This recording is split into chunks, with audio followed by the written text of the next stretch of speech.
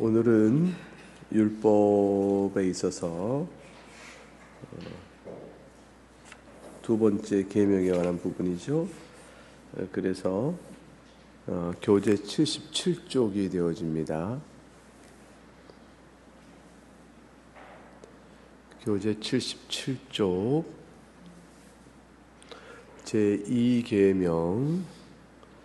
제2계명을 같이 읽습니다. 제2계명 시작. 나를 위하여 너를 위하여 세계 우상을 만들지 말고 또 위로 하늘에 있는 것이나 아래로 땅에 있는 것이나 땅속에 있는 것에 어떤 형상도 만들지 말며 그것들에게 절하지 말며 그것들을 섬기지 말라. 제2계명은 1계명에 이어서 1계명은 하나님만을 섬기라, 여호와 하나님만을 섬기라 하고 믿음의 대상이 누구시냐를 가리켜 말했다면 2계명은 그 하나님을 섬기는 방식에 있어서 우상 숭배를 금하시는 형태로 올바른 하나님의 예배 또는 하나님 섬기는 방식에 대해 가르치고 있다 할 것입니다.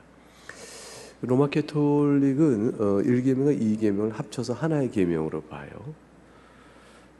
저 뒤에 가서 계명 하나를 분리시켜서 10개를 맞추지만 그런 1, 2계명을 하나로 뭉쳐서 봅니다. 그게 정당하냐라는 것에 대한 신학적 토의가 있죠. 근데 저희는 그건 합당치 않다. 1계명과 2계명은 내용적으로 구분되는 게 마땅하다라고 해서 이렇게 구별해 봅니다. 그러니까 이제 그 성경에 우리가 알듯이 1점, 2점, 3점 이렇게 나눠져 있더라면 뭐 이의 없이 구분이 다 통일됐을 터인데 그렇지 않고 쭉 진술된 가운데 있기 때문에 그래서 첫째는, 둘째는, 셋째는 이런 말이 없죠. 그래서 쭉 진술되어 있기 때문에 구분하여 10개 끊어보니 10개인데 10개의 계명을 어떻게 꾸밀 거냐에 대해서 그 상위점이 있기도 합니다. 그러나 이 계명이 이제 1계명과 분리되어 있음으로 인해서 우리에게는 하나님 예배할 방식의 우상 숭배를 금하시는 하나님의 엄격한 명령을 더 바르게 이해할 수가 있죠. 그래서 이 내용은 앞에 1계명에서 모든 경배와 찬양은 하나님께만 드려야 되는데 그 하나님이 어떤 분이시냐라는 것과 관련하여 예배 방식에 대한 규정이 나오게 되는 것입니다. 그래서 그 규정 가운데 금하시는 것, 이제 우상 숭배죠. 이것은 이제 인간이 근본적으로 타락 이후에 보이지 않는 하나님을 섬김에 있어서 항상 인간의 성정에 맞추어 하나님을 이렇게 생각하는 그런 죄상이 대표적인 게 이제 우상 숭배인 거예요. 이제 칼빈이 그 설명합니다. 사람은 자기가 상상해내는 하나님을 섬겨요. 이게 타락 이후의 양상인데,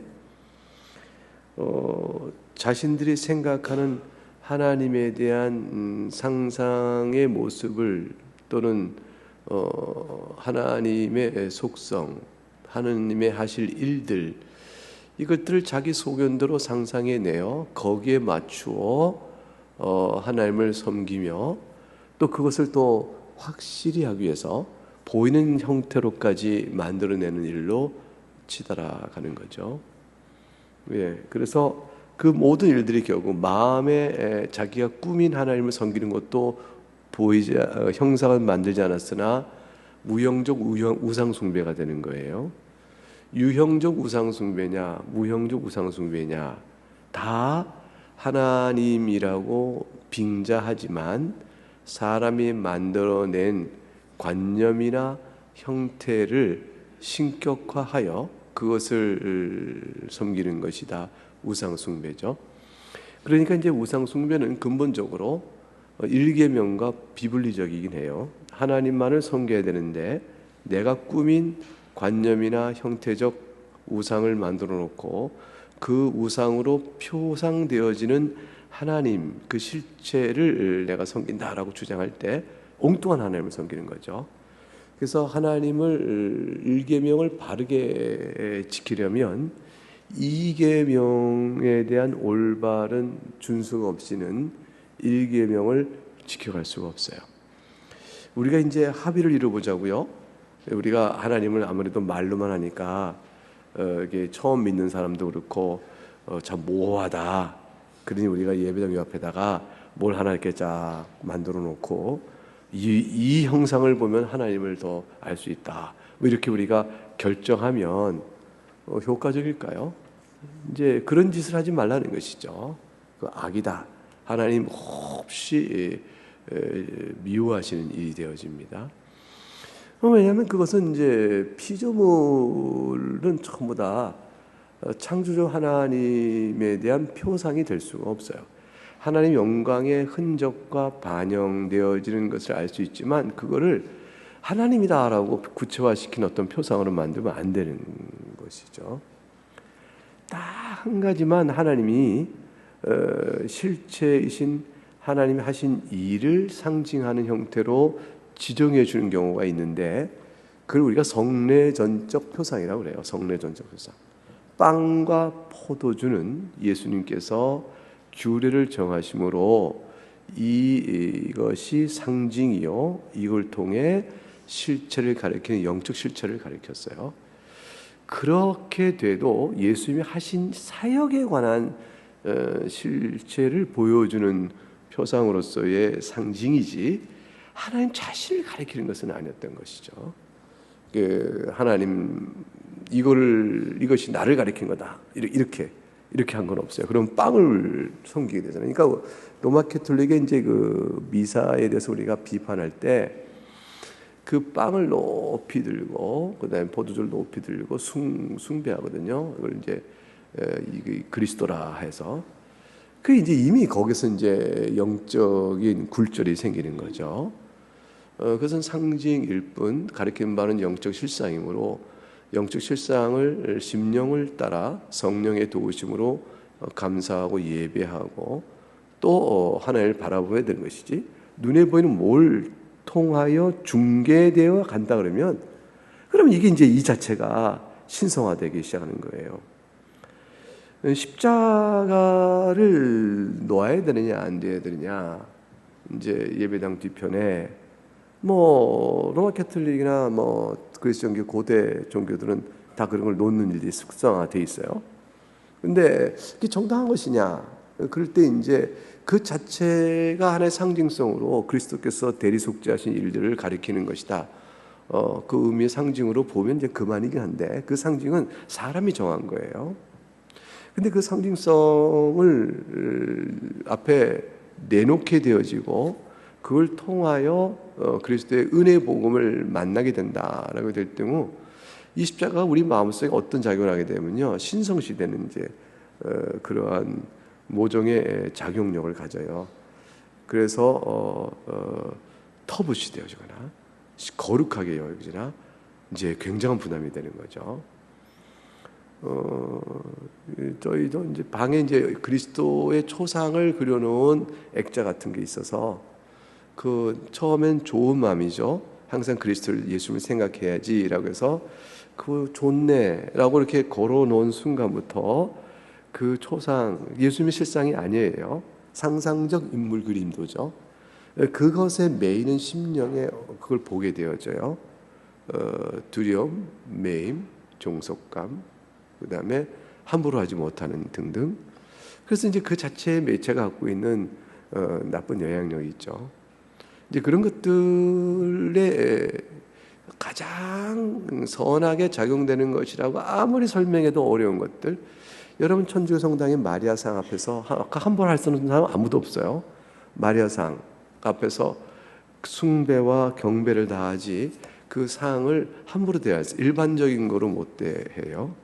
심지어는 이 말씀의 강단도요. 좀 구두 신고 그냥 올라오잖아요. 상상도 못한 일이죠. 짐 벗고 여기에다 이렇게 잘 깨끗한 슬리퍼 신고 올라오거나 또 그래야 되는 곳이지. 이게 어떻게 해요? 그리고 여기는 아무나 와서 또 총사하면 안 되죠. 교회에서 가장 신령한 권사님이 하셔야 되는 거잖아요. 그러니까 이제 이 모든 일들에 있어서의 말씀을 전하는 특별성이 지정되는 순간부터 갖고 있는 모종의 신성적 압박이 있어요. 그러니까 하나님께서 지정한 지성소, 그다음에 구약의 성전에 따라 되어지는 그곳에 특별성이 부여되는 것, 하나님이 지정하신 것, 내가 거기서 널 만나리라 했지만 성전 자체가 나를 담겠냐 그랬어요, 하나님께서. 그리고 솔로몬도 고백해요. 하늘의 하늘이라도 주를 담을 수 없거늘 어찌 이 성전에 주께서 다 같이 계시겠냐. 그러니까 이게 다 이거는 이제 상징에 불과한 것이나 구약의 규례 안에서는 거룩히 여기라, 성물도 거룩히 여기라, 그 거룩히 여기라 하셨지만, 그러나 이제 신약에 와서는 그리스도가 오신 이후에 어떤 것을 종교적 규례에 따른 특별적 거룩성으로 대할 수가 없게 되었어요. 그게 다 폐해진 것이죠. 다 일반적인 거예요. 일반적인 것인데 사용의 용도에 구별성은 있을 수 있어요. 그래서 구별성이 있지만 그러나 그 구별성이 어떤 그 신성적 의미의 거룩성 자체가 거기에 부여되는 형태로 돼서는 안 되는 거죠. 행해지는 일의 거룩함, 그 행해진 일의 귀한 것, 그 일의 의미에 따라서 우리가 귀하게 여기는 것일 수 있지만 그 자체로는 더 이상 거룩한 것이 아니에요. 우상숭배라는 것들은 그 자체의 거룩성이 부여되기 시작해요. 그 자체 안에서 이제 그러한 죄를 범하게 되는 거죠. 그래서 여러분 이제 77쪽 2계명 10번 섹션에서 첫 번째 단락의 맨 아랫줄은 그분은 영이시며 진리 안에 계신다.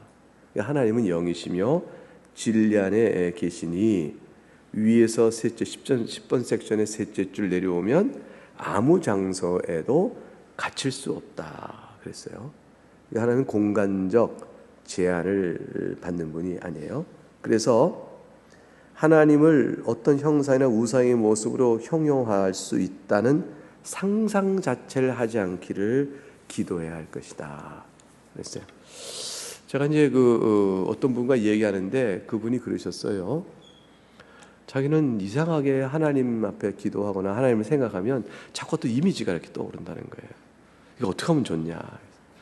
그래서 어떤 이미지가 떠오르는지 모르지만 뭐 어떤 이미지가 떠오르는지 모르겠어요. 그래서 수염이 허옇게 긴 뭐 할아버지냐, 뭐 산신령 같은 드라마나 영화를 너무 많이 본 거죠.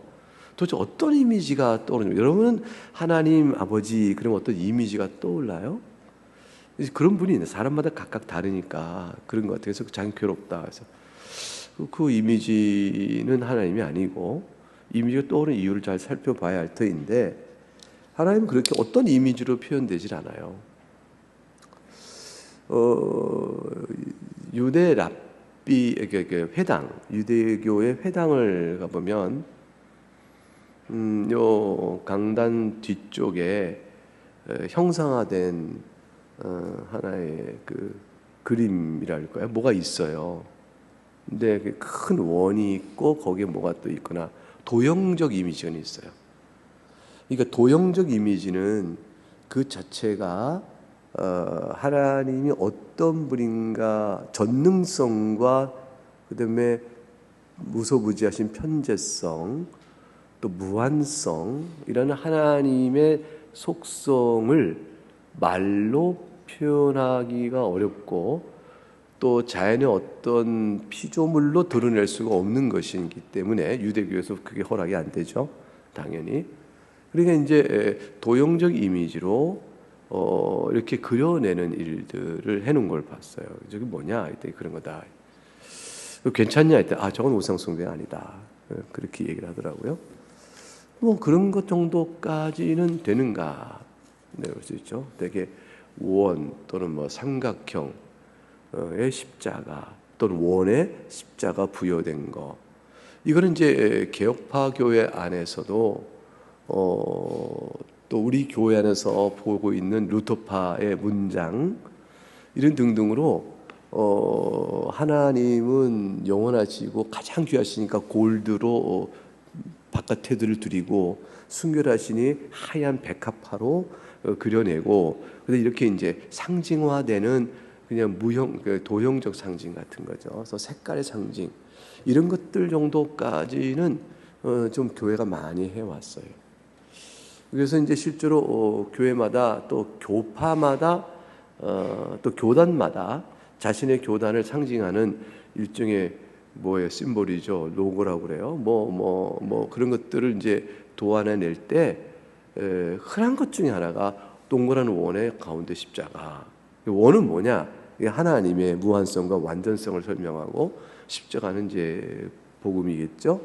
또는 삼각형의 십자가. 삼각형이 뭐냐? 이제 삼위체 하나님이시다라고 해서 이렇게 하는 거. 그 도형적 이미지 갖고는 이제 교회 안에서 문제 삼거나 시비를 걸거나 우상숭배 이계명에 저촉된다라고 하지는 않았어요.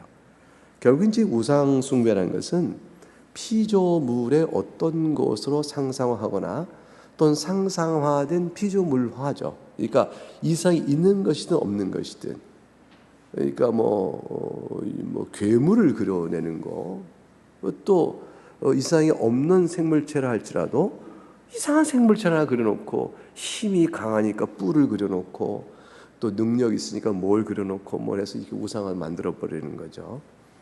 성경에도 보이는 사자와 같고 독수리와 같고 이렇게 설명해 나가시잖아요. 이런 것들은 다 하나님의 어떤 특성, 그 능력, 그 속성을 설명하는 비유적 의미인 것인데, 그것들을 형상화해서 놓고 우리가 하나님을 예배한다 그러면 그건 죄가 돼요.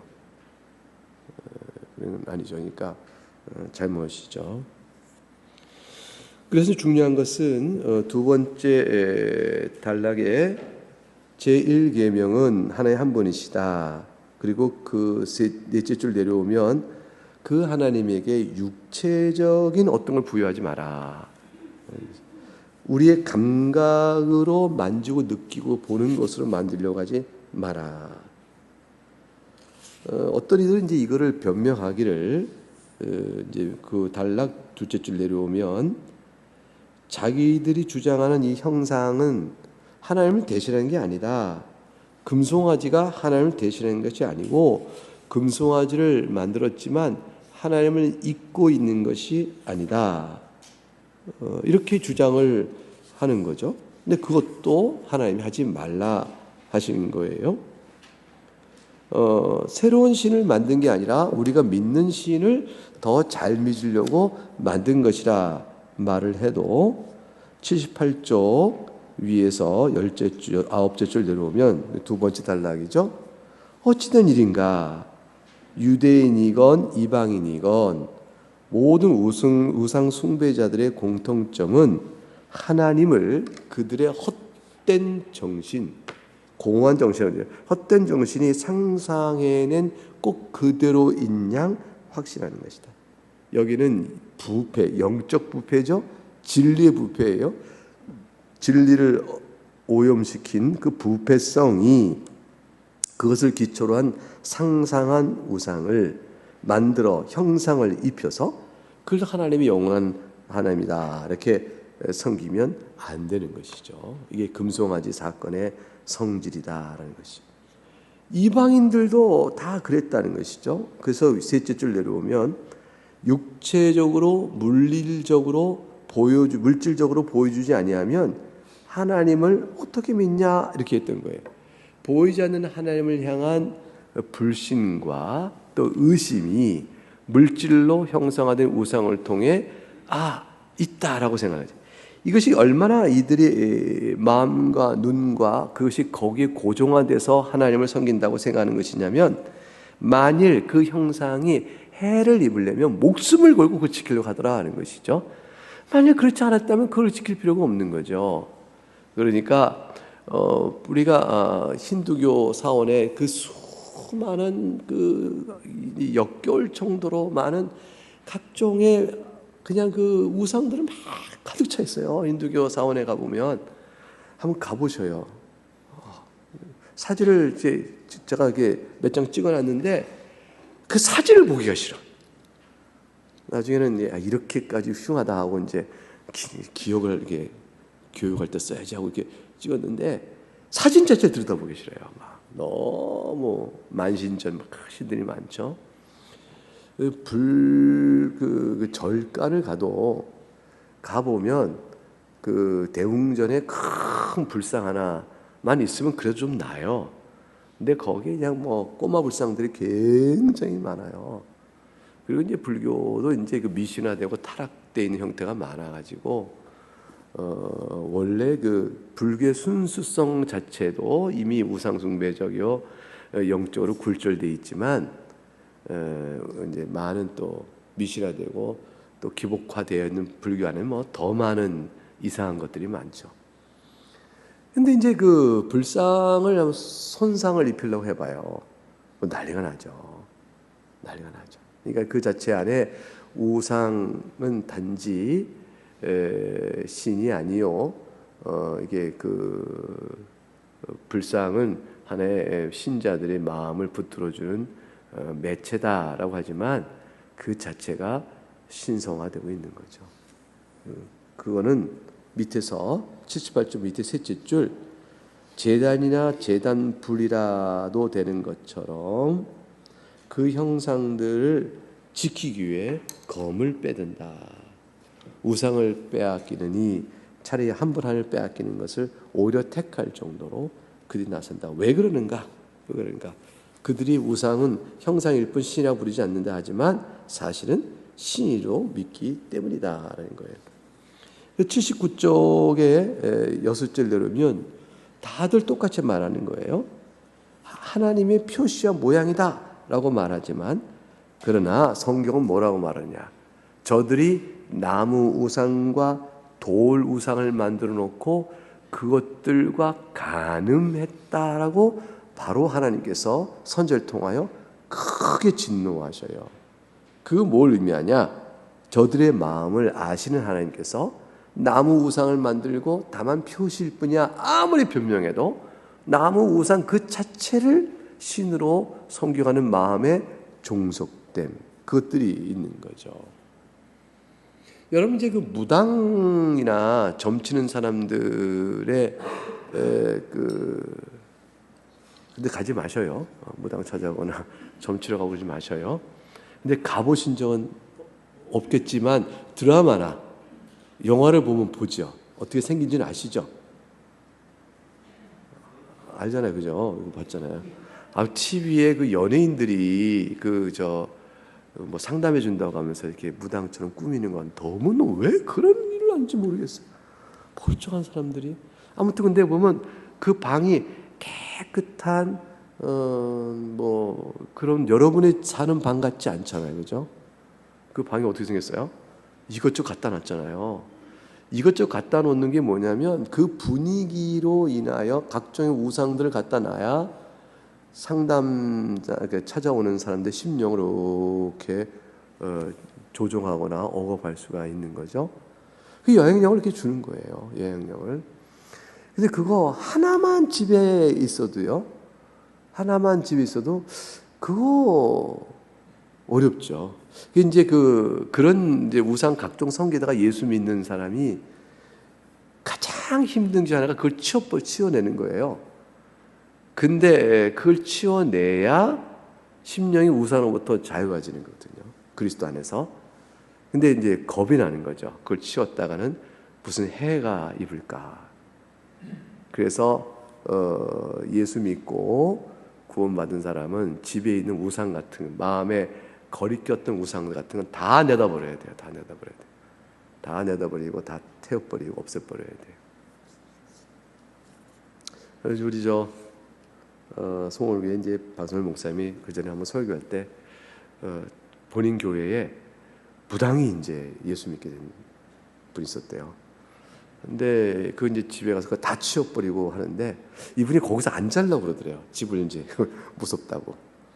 그래서 그 교인들이 가서 거기서 잠을 자주고 아무 일 없죠. 다 치워버리고 그랬다. 메이는 심령, 그것도 지우는 것. 하나님께서 우리를 영적으로 자유케 했다는 것의 실질적인 생활 속의 적용은요, 뭔가 자신이 불길하다 생각했던 징조나 터부실했던 두려움, 뭔가로부터의 억압, 이 모든 것으로부터 자유케 되시는 거예요. 이게 악한 영향력이거든요.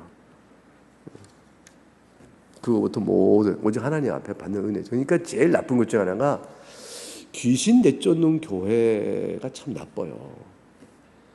무슨 말이냐면 모든 매사에 내게 안 좋은 일은 다 귀신의 해코지다 라고 생각해서 그때마다 그리스도의 능력으로 내쫓아야 한다 해서 나가라, 예수 이름으로 내가 내쫓는다, 가다가 길이 넘어져도 마귀야 나가라, 뭐 이렇게, 감기 걸리면 이 큰 마귀가 흘렸구나 라고 말하고, 모든 매사에 밥 먹다가 설사 놔도 마귀야 나가는, 이 맨 귀신에 묶여 사니까 한 번도 예수를 섬기는 게 없어요.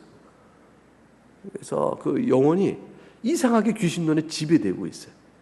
지배되는 귀신론 안에 살아가면서 그리스도를 외치고 있는 거죠. 그러니까 그런 사람은요, 귀신을 만나요. 뭐 봤다 그러고 뭐 두렵다 그러고. 근데 예수님을 받는 사람은요, 안 보여요. 예수 믿는 사람은 항상 심령이 자유롭고 주 안에서 지혜와 사리 분별대로 하나님의 말씀의 교훈에 따라 성령을 쫓아 살아가는 사람 속에서 그 모든 억압이 없거든요. 이 관념 안에서 정신적, 영적으로 누르는 것도 이렇게 크거늘 하물며 형상으로 뭘 만들어 탁 놓게 되면 그럼 이제 두려운 것이죠. 하나님은 그렇게 하지 마라. 악이다. 그래서 이제 11섹션에 가게 되면 최종적인 너희들이 내는 핑계가 뭐냐 했더니 교육받지 못한 자들의 책이 나와. 이게 교육받지 못한 사람은 성경을 읽지 못하니까 성경을 읽지 못한 자들에게 하나님의 말씀에 대한 교훈을 우상을 통해 가르치는 것이다. 이렇게 또 각종의 성인들을 막 세워놓고 베드로다, 바울이다, 보라 이렇게 하는 식의 일들이죠. 그 위에서 이제 6줄 내려오면 의인화된 신이 마치 사람인 양 보여주는 것. 그럼 이게 잘못된 거 아니에요? 성인들, 바울이나 뭐 베드로다, 뭐 마리아다 이런 것들을 다 보여주는 것들은 결국은 사실 따지고 보면 그 마음속에 영적으로 타락한 정욕이요, 영적으로 간음하는 것을 드러내주는 것 외에 뭐겠냐라는 거예요.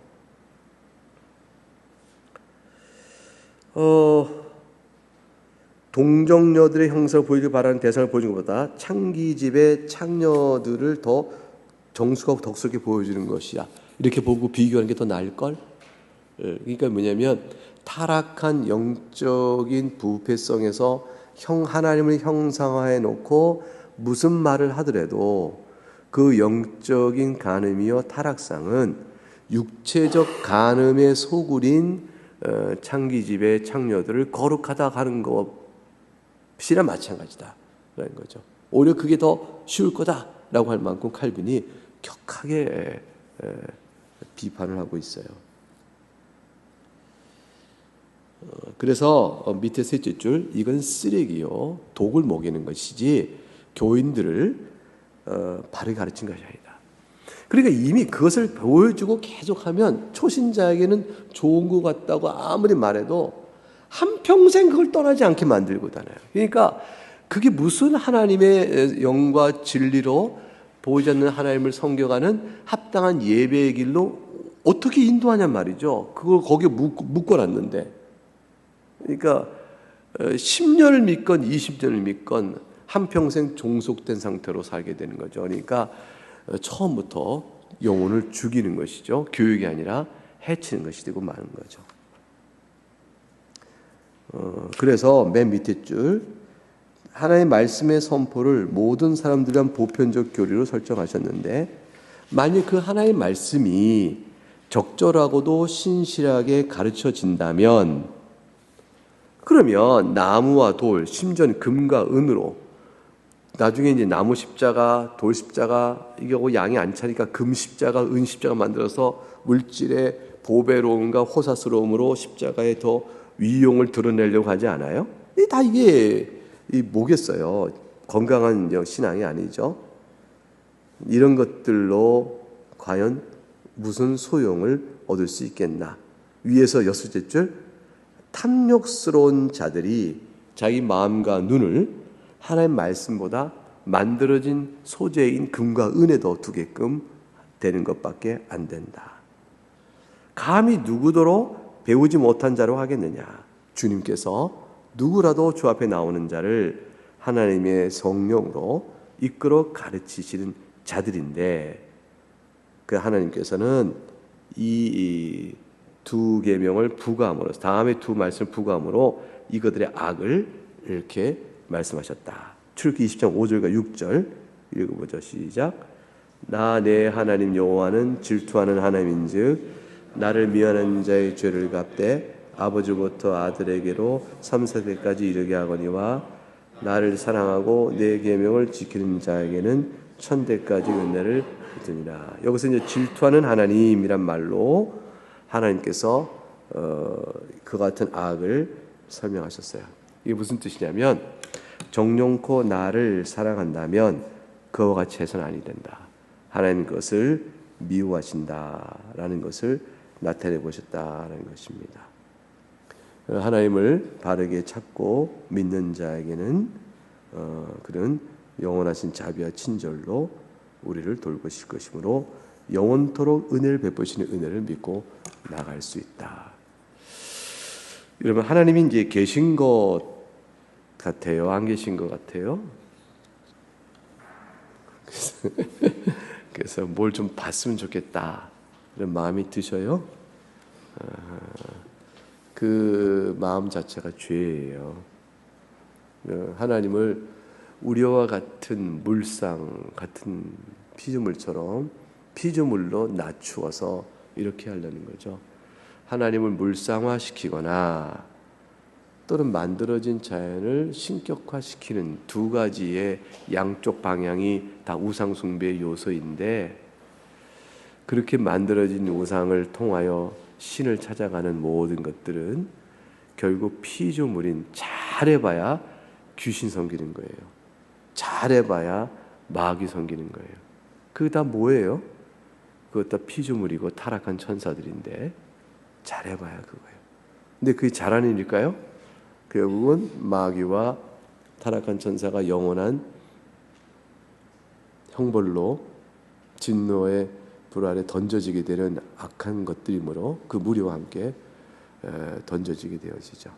새하늘과 새 땅, 주께서 이루실 영원한 그 복된 그 나라의 계시록의 장면을 생각해 보세요. 그 영광된 나라 속에는 성령의 교통함으로 하나님을 알라 말할 필요가 없이 내 안에서 하나님 아는 지식이 일어나고, 그리고 하나님을 경배하는 영적인 교통의 충만함이 그곳에 이렇게 차 있잖아요. 그것이 이제 바른 거죠. 여러분, 예배당에 나와서 우리 교회 예배처럼 아무것도 없어도 하나님을 영과 진리로 예배함에 있어서 뭐가 부족한가요? 넘치도록 풍요롭고 말씀의 권면으로 이성적인 설득과 동의와 깨달음, 그거를 완강히 거부하는 우리의 완악한 마음을 녹이시는 성령의 도우심, 그리고 그걸 찾아야죠. 예배 중에 하나님 말씀하옵소서 내가 듣겠나이다. 구하는 마음, 구하는 자에게 하나님 반드시 은혜를 주시거든요. 그러니까 하나님을 찾고 구하면 그 마음에 은혜를 부어주시고 아버지의 사랑을 나타내셔요. 아주 자비로우신 아버지의 사랑을 나타내 주시고, 그리고 돌이켜서 이제 꼽아서 하나님의 사랑 가운데가 있는 이유들을 쭉 보게 하시죠. 그 가운데서 신앙의 확실성도 갖게 되고 감사가 있고 영적인 의미에서 인격적 교통이 이루어지는 거죠. 성경이 이제 우상 숭배의 가장 미련함을 드러내는 중에서 말 한마디 하냐라는 것이죠. 장인이 만들어 놓고 뭐 네가 그걸 섬기느냐. 그리고 말 한마디 못하는, 듣지도 못하는, 근데 인격적 교통이 없는 거죠. 하나님 앞에는 우리가 찬송과 기도, 말씀의 감동 감화로 인격적 교제가 이루어집니다.